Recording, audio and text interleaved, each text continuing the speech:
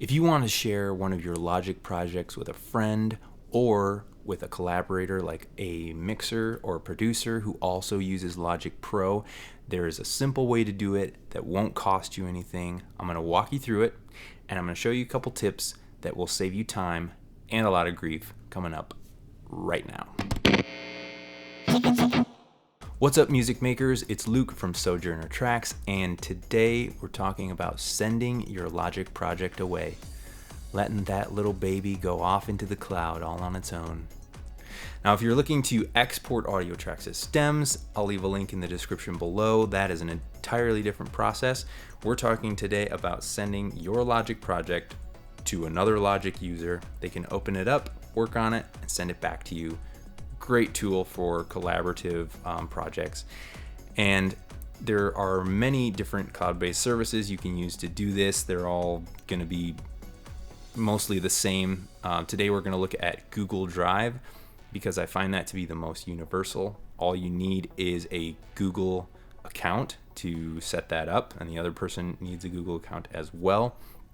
But I find that almost everybody has one of those, and if they don't, they can set one up for free. And Google Drive is also free up unto, I think, 15 gigs. So you can store 15 gigs on Google Drive.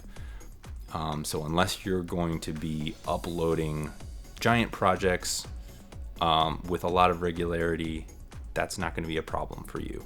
And you can pay to increase that storage limit if you need to.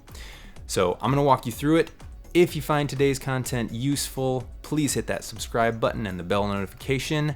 Let me know if I answered your question in the comments below. Let's get started. Once you have a project that's ready to send off, the first thing I would suggest you do is get rid of unused files. And the way that you do that is go up here to the Browsers tab under Project, and then Edit, select Unused, and then delete. You don't have to do this, but what it does is get rid of any takes that you didn't end up using, any audio files that you may have chopped up and gotten rid of parts of them. And so that helps keep your project smaller. And as you can imagine, with larger projects, as you're uploading and downloading, especially if your internet is not the greatest, it can get to be a real pain and take a lot of time to upload and download large projects. So this helps keep them on the smaller side, if at all possible, and it doesn't affect anything that's out here in the arrangement window. That's totally up to you. The second thing is saving your project as a package. So if you go to File, Save As, you'll see you have two options down here for package or folder. I've had pretty mixed results using the folder with Google Drive. I'm not sure how it reacts to other cloud services, but basically things didn't come out on the other end the way that they were supposed to. So I find that package kind of keeps things together in a single unit, and on the other end, I've had great results with the projects being exactly the way that they're supposed to be when the other person downloads them and opens them. So I would suggest that strongly. The third thing is very important. If you have punctuation in your title, so I've had, for example, like the word I'm with an apostrophe. Google Drive is going to take this apostrophe and turn it into an underscore. And what will happen on the other end is that the project will be titled with an underscore instead of an apostrophe, but all of the audio files attached to it will have an apostrophe, and so the audio files and the project name won't match, and that can be a real pain. So I would suggest taking out any punctuation that is in your title. So we'll go ahead and save this to the desktop as a package with no punctuation.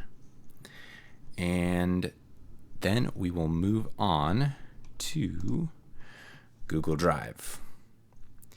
And if you have a Google account, I'm assuming I don't need to tell people about this. Everybody's got one.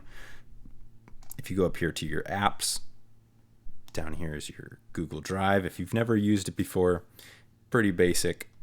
Up here in the top right corner, or the top left corner, is New. And if you go to New File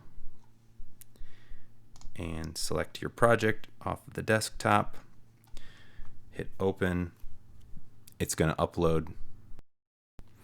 Now, once your project is uploaded, you can click on it. And then if you go up to the top, you'll see more actions. If you click Share, you can type in the Gmail account of the person that you're sending it to. It does have to be a Gmail account with the other person, but like I said, it's pretty universal. Hard to find anybody who doesn't have a Gmail account. And if they don't, or if you don't, you can set one up very easily for free. So that's it. You type that in and click Done. They will get a notification that you have shared this project with them and be able to download it and open it and get started doing the collaboration. If you don't see this little box here, you can also go to, let's see, if you go to My Drive, or it's right down here, you can see that. And then also it would be in Recent. If you just right click, there's also the share option there as well. So pretty simple stuff, very useful. Go out there, make music with your friends. If you found today's content useful, don't forget to hit that subscribe button and the bell notification. I am regularly uploading videos just like this. Please let me know what you thought in the comments below, and I will see you all in the next video.